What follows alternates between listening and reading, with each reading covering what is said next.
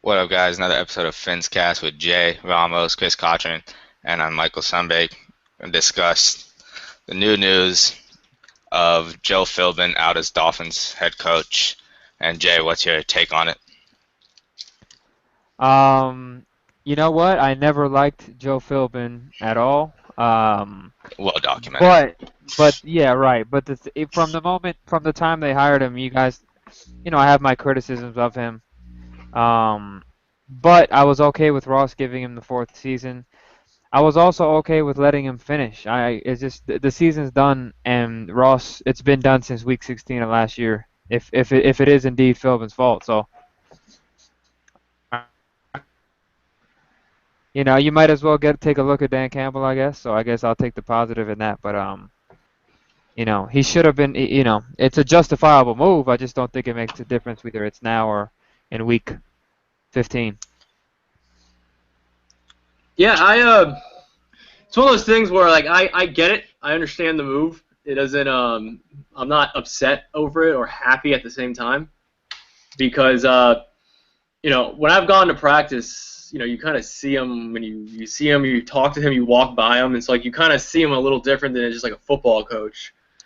But as far as football, listen, like the problems on this team are not Joe Philbin's. Like there's a deep rooted problem on the team, and it's not Joe Philbin. Like you can criticize the play calling. I mean, I guess like the preparation, but at the end of the day, man, it comes down to just playing football. And if you got guys who aren't executing on it, then Philbin can only do so much. I just think a lot of this has to do with they see Philbin and going back when they first hired him, he was a guy from Green Bay. They found out he wasn't the coordinator. He looks like Larry Coker, and let's be real, like that's not the guy you have down here. Just look at Joe Philbin's face. That's not the guy you have down here coaching a football team in South Florida. He fits for something in Green Bay, not in Miami. You got Don Shula, rugged, Al Golden down here. Spo's got a little flash to him, but you see Philbin, man. He doesn't even show coach, and I think that's why I think that's a large part of why fans never really hopped onto that, is because of what he looks like and where he came from. So, what do you think the main problem with Philbin was? I'm Chris. Go ahead, man. Go ahead. Yeah, it's. I mean, we don't know. Mm-hmm. We play this thing off of results only. Like we're gonna sit here and say you have Dan Campbell and he's rah rah in your face, will curse at you guys. So if they win, we're gonna give him the success. We're gonna attribute the success of the team to him because of the coaching change. But I mean, we don't know. We're not sitting here in the huddle in the meeting rooms going over this stuff. We really don't know. It's just what players say and what we watch on the field, and that's why it's so hard for me to judge coaching, man, because we just don't really 100% know all this stuff. Jay. All right, that is normally in the great scheme of things. I would rather us approach most coaching vacancies this way. I would rather, because the truth is we don't know everything, and it's tough to figure it out. And even in my hate, even in my dislike of Philbin for the things that Chris says, I think he has the personality of a fish. He's not good looking. He has no specialty. He has no identity. He's just a terrible character and the exact opposite of a prototypical coach in every way. But I still don't. I couldn't say he's a bad coach because I just don't know. You don't know because you're not there, right? I used to just say he's just average, whatever. But with that being said, I kind of changed my tune on that. I think you can object. At least football people who know more than me, who I'll trust, who I've been reading this season. There's objective arguments being made that they're schematically making very bad decisions when they have more efficient options that they don't go to. At least offensively. Is Like that it's an Philbin like it's though? an, Is that a Right, Philbin yeah, thing though? well, of course it's Philbin because number he doesn't know how to play calls. He should be able to take over audible or something if Bill Lazor's doing a bad job. Is his offensive coordinator? Isn't he the offensive coordinator from Green Bay? Isn't that it? His job was to like prepare Well, the team, I but know not he like did. I know. actual play calls. I So was saying it sarcastically because he doesn't do anything because he doesn't have a specialty. He has no identity. But that falls on him. It's an objective fact that Lamar Miller is good.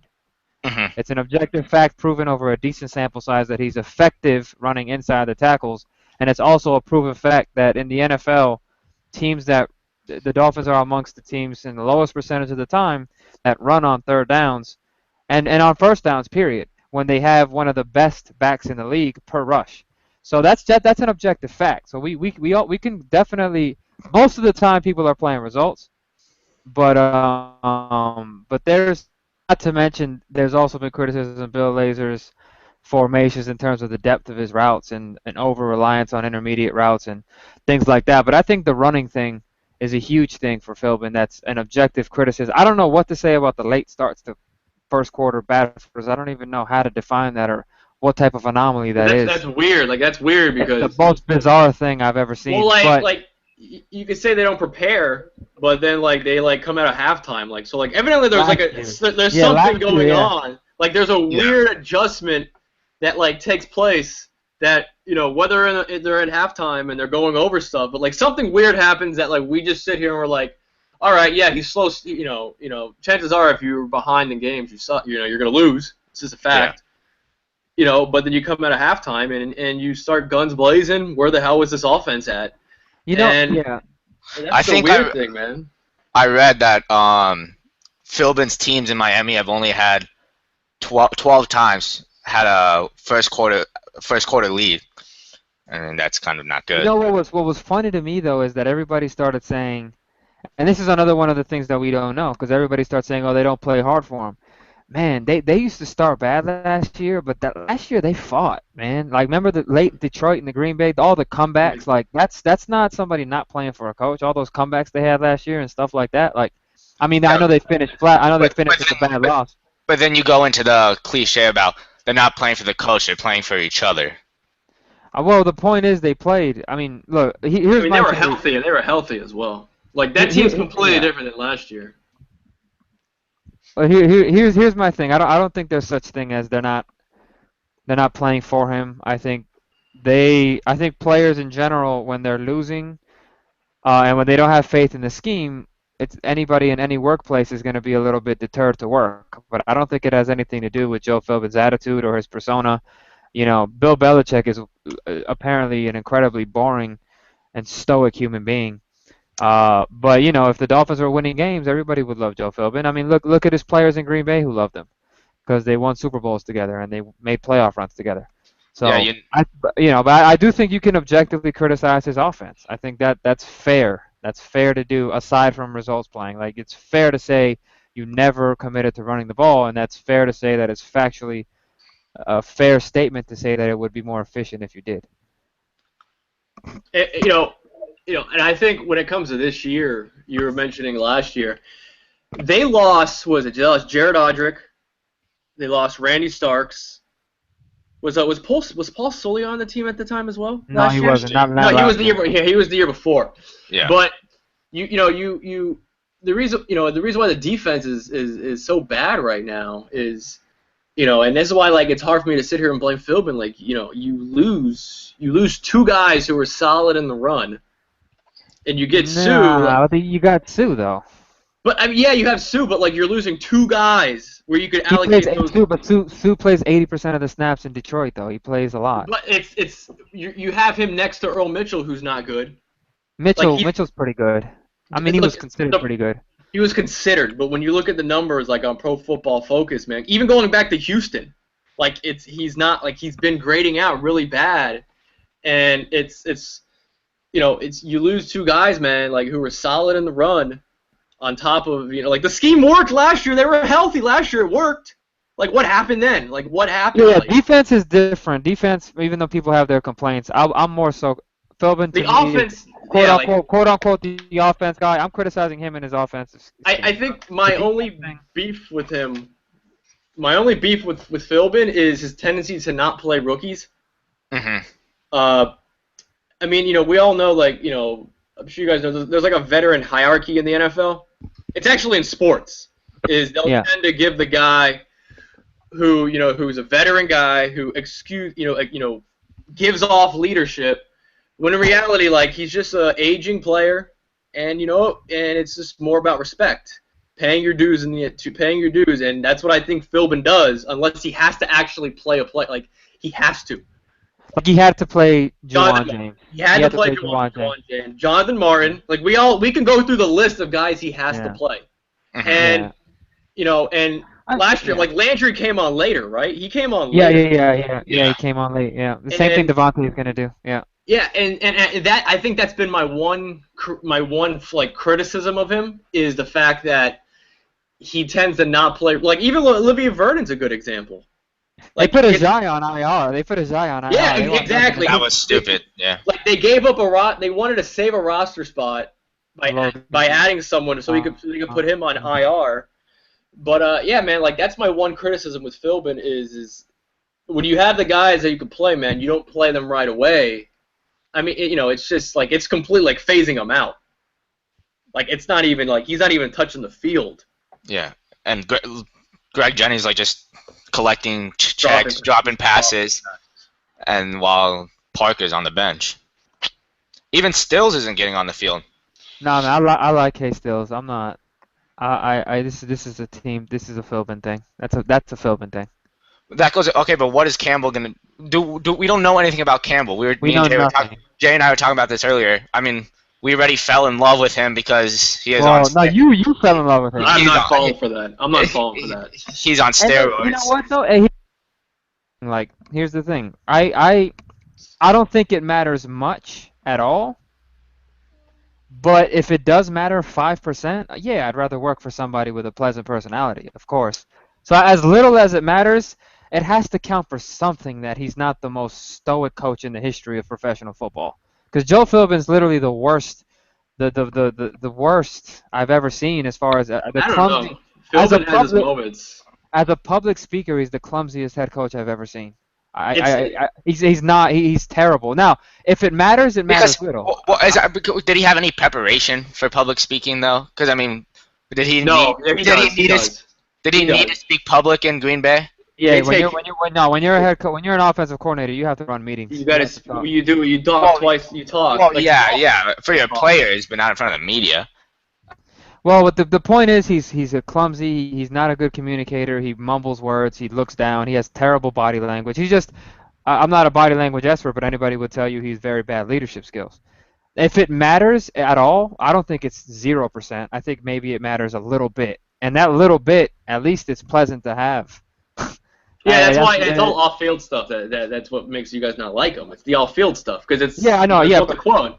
No, yeah. To be fair to him, that's why I said before the season, I thought he was just average. As much as I didn't like him, I wasn't gonna knock him football-wise until now. Finally, just saying, okay, he's not gonna commit to the run.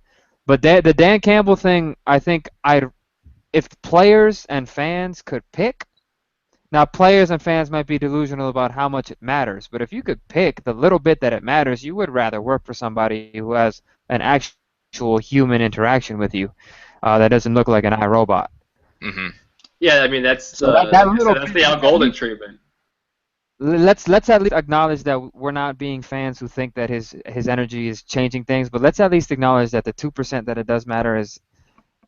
Hey, Makes my man, job funner. it's better than nothing. Yeah, I mean, come on. It's people, we'll see we don't know anything about what he's going to put I mean, together. we don't like with his personality. It's weird because Philbin was funny. He had his little moments in the off season. So like, who knows? Like, I mean, who knows? Campbell might just be laid back and soft spoken once he starts coaching. You remember when the Bullygate happened and he came out trying to yell and it was really, really bad. I'm just saying, like, these coaches change once like games start happening. Like, Phil was joking around at practice to the media, joking, answering questions, and the minute the season started, Joe Philbin goes back to being Joe Philbin, boring Joe Philbin. So, like, I mean, it could be like that with the new coach. Like, it could be, but I don't know. We'll find out. Yeah, we don't know anything about Campbell. That's the thing. Yeah, We don't know. It comes down to, like, if Lazer's still there as well. If Lazer and Coyle are still there. And if not changing Coyle, if you're not firing Coyle, you might as well have not have fired Philbin, in my opinion. Well, that's why I, the players were mad about that. That's what they're when they're annoyed. I don't think anything changes if you don't fire Coyle Well, and or I mean, Glazer. I don't know. I wish I knew more. Because look, for example, a guy like Todd Bowles was a defensive backs coach when he got promoted. So we have From Miami, right? When he went to yeah, Atlanta. he was a defensive backs coach before he was a DC. But Miami gave him the interim shot from defensive backs coach. Like we don't know too much about position coaches. I would assume as a tight end who played I think didn't he play for Sean Payton at the end there? And you know, he played in Detroit for a little. I mean, I would assume he has an Dallas offensive. too. Yeah, I would assume he has offensive principles that he wants to run. I mean, I would assume that he has an offensive identity he wants to implement. I hope. I mean, you know, I hope so. That he's not just a figurehead guy, because we don't want another coach. Because that's what Sperano was too, right? Just a coach He was with. a guy. I don't know. Yeah, but my issue is him and Philbin are different personalities, but they're the same coach, right? A figurehead, offensive line co-coordinator in Dallas, like Tony Sperano was, running game coordinator, but he doesn't really have a specialty that gives you a schematic advantage on game day, like I have with Rex Ryan, or I have with Bill Bell, or quite frankly, I had with Nick Saban. Like a schematic advantage on game day, where I know on this side of the ball, you know, like what Todd Bowles gave New York now. They have an identity. And that's something Miami hasn't had probably since Saban. Cam Cameron. Cam Cameron, I guess. Yeah, I mean, an actual identity. So I'm interested to see if Dan Campbell's not just a figurehead talker and just completely dependent on coordinators, or if he's actually going to implement an identity. Yeah, I mean, ultimately, just blow the whole thing up. From where? Like, just get just clean house. Like, if they want to keep Campbell, fine, but just move Laser, get rid of Coyle, and just like if Campbell's the coach, I'm fine. I'm fine. But you gotta go somewhere, man. Because as of right now, it's like we're not gonna know, unless the only thing we'll know is if Parker starts, and if young players start playing, and if they feed Lamar Miller the ball. I mean, but are the guards getting the guards are horrible, man. No, but I'm not. Listen, 78th and 79th rated. I don't believe in Lamar is that good. I think he's that good. He did it last year with. I think he's just a third down back, man. Give him 5 yards and he'll take the 5 yards, but he's not gonna shape. He's not gonna shift. He's I'm telling you, that stuff's a problem in the O-line. But every opportunity he gets, he's outlandishly productive. I don't know what else he can do for people. I don't understand what else he can possibly do besides get 5 yards a pop every time. This dude is good over and over. When you're placing nickel defenses, man, it's a completely different thing. It's you're going, you know what I mean? You're getting third down plays, man. It's 3 wide receivers, man. I'm telling you, I'm not he's I get the fascination with Lamar Miller, but I mean to me he's just a guy. He's nothing special. That's just what I think of him. You could disagree, but he's nothing special. He doesn't do anything that's wow, feed him the rock. All right, that's an evaluation and a projection thing, but that's the point of him. You got to pay him at the end of the year. Well, no, I'm not paying a running back. I'm just talking right now. I'm not paying a running back. I'm just saying that. But then what are you going to do at running back? It's one thing to evaluate and say you don't like him. It's a whole other thing that the dude is productive. Period. That's just a fact. That's just an objective fact. He's just productive. And inside runs, especially this year, even with a bad line, he's been fine. He's gone 4 yards a carry on those. So there needs to be more. I mean, listen, it's not just him. I don't mind giving Damian Williams the ball. I just want to run the ball. Yeah, I agree on running the ball more.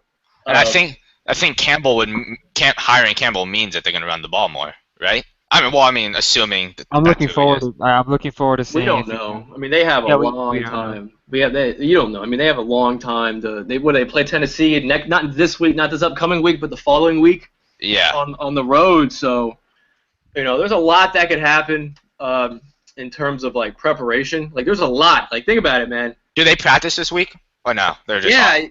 I mean, they've been there the weekend off, but think about it. They got this week. Today it's only Monday night. They still got through Friday, and then they got all next week to prepare, man. So we have we really don't know. We're just kind of grasping straws and just speculating on all this stuff. And I just think the fan love came early just because he's like the polar opposite of Philbin That's it, yeah. personality-wise. And it's on a Monday, and they fired him after a loss. Like anybody, I mean, It's the perfect. it's the perfect timing. They could have hired Darren. They could have hired a special teams coach. We would have loved it.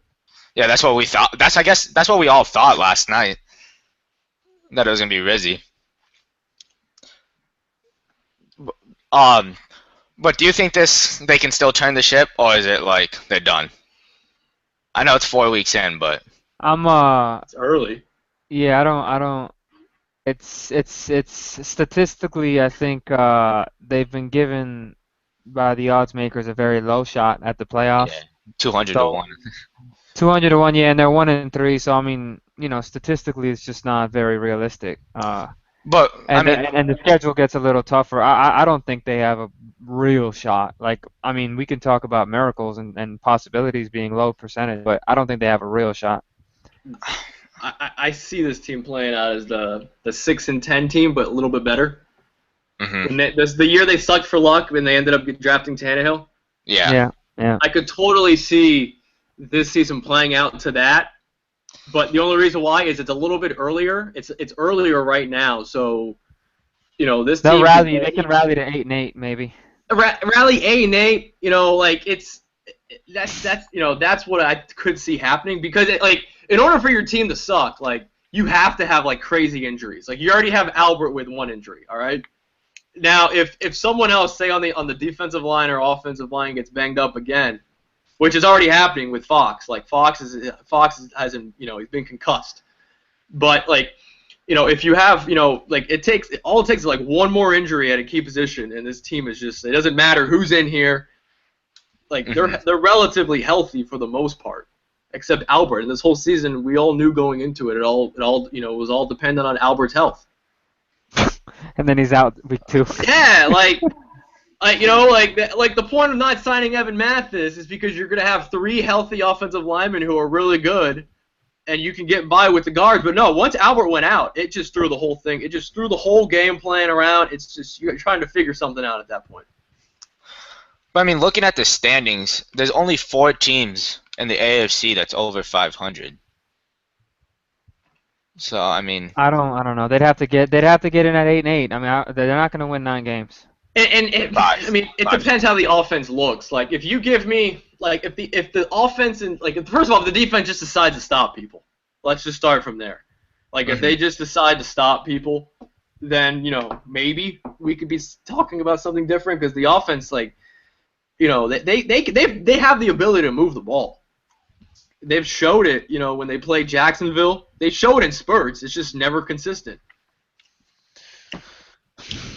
It's tough to sustain drives when you don't run the ball. Yeah, I mean, they gotta. And the thing is, if you're not gonna run the ball, at least get your running backs involved more. Whether it's swing passes, do something.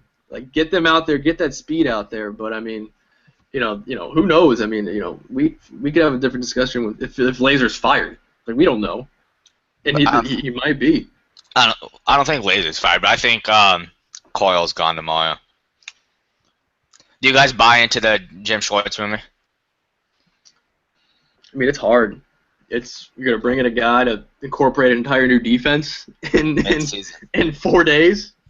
Think about I mean, they that. have to buy. I guess they have to buy. I guess it's like do a mini. I guess it'd be now or never, right? Or now or the off season. I mean but you hear about we hear about it when you hear players oh yeah, they're trying to okay, put it this way, they were complaining that the playbook was too complicated. All right, and they wanted it simplified. I don't know where that came from, man. That the players were saying it was too But complicated. that's such a play. They were so good last year for 8 weeks. No, that's that's what I was thinking. Why was it not complicated when you were great, and then it got complicated at the end of the year when you stopped? Why? It's that's a joke, man. It's not. And then people, I can't break it down for you, but people people that know more than me, and you guys probably read these articles too, man. Defense isn't that seriously complex. That's a bad move for Jim Schwartz too, by the way. Why would he put his career at risk, put this on his resume to come and try to turn? If it works, I mean, hell, you came Yeah, in but it's here. risky for him. If it works, he can become a head coach. I think he'll get looked Yeah, at. but if it works, Dan Campbell will get, Dan Campbell will probably keep his job. So I mean, Jim Schwartz will I guess he can use it as a springboard to another job, but I I don't know, mean, the man. NFL is full of retreads. It's not like he's not going to get interviewed again. Like he's Yeah. taking a year off, but like, with the defense, man, it's like you're complaining that the playbook is too complicated. So yet you're gonna bring an entire new scheme and try to install it. Like it's gonna be so simplified. It's probably it's never been done. Like I don't think it's ever been done signing a coordinator in the middle of the season. I mean, yeah, you're right. From the outside, yeah, I haven't seen that, man. I mean, what did Baltimore do a few years ago when they got rid of Cam Cameron? They probably promoted someone. Hold on, who would no? Yeah, who they brought? I don't know, but they Was they Jim there was Caldwell there? fired will be replaced. Let me just double confirm. This sucks because this is really bad radio. I don't care. Yeah, Jim Caldwell was there. Jim Caldwell was there as Was he already there, or did they bring him from the quarterbacks outside? coach, offensive coordinator. Oh, okay. Well, Cam Cameron was the offensive coordinator, though. Cam Cameron was with. Oh, he was the QB coach. Yeah, okay, yeah. Caldwell, damn, that was a loaded staff. But yeah, he was the QB coach. Yeah, 2008 to 2012. He was in Baltimore as the coordinator, and then I guess yeah. But yeah, like they had people there. But it's just crazy how like. If you fire Coyle, like nobody has play calling experience. I mean, you give somebody a shot. It's a lost season anyway. I mean. Well, yeah, you're admitting something there. Like let's just be honest. Like, what are you expecting from that point? Yeah. And honestly, let Tannehill call the plays on offense, man. This dude is I don't know. What does he think about Tannehill not being able to audible? Like, I don't know. I don't know if it's true or not. I hope Darlington came out and said he's not allowed. Which I tend to believe that.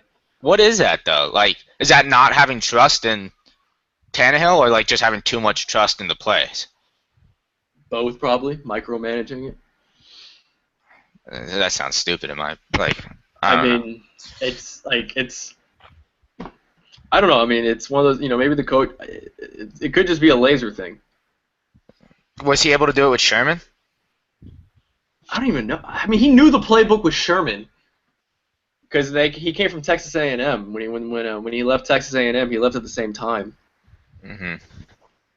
So speaking of Tannehill, let's just get to the last topic about the reports about him trash talking the practice squad players. Jay, what do you make of that?